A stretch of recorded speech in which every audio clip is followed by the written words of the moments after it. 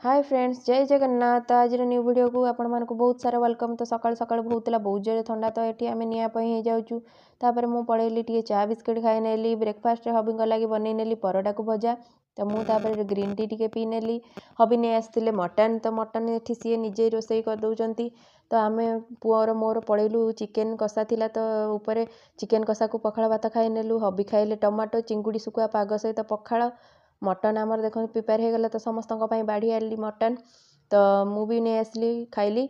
तो संध्या बेले आरुष को टिके पाठ पढ़े नौ तो ताकू टिके न देखिले सी भी चगला हो बहुत। तो तापर ये पियाज पत्र थिला तो ये पियाज पत्र रे पिठा बन नौ समस्त को देदेली खावाई। तो हबी तापर नहीं आसले माछ से मटन भल पाती तो टिके माछ नहीं आसले कहले माछ बेसर बनवाई। तो ये माछ बेसर बनई सी खाई नेले। तो आम भात को मटन खाई नेलु। जदि वीडियो आपको भल लगे तो लाइक शेयर सब्सक्राइब निश्चय कर दिंतु।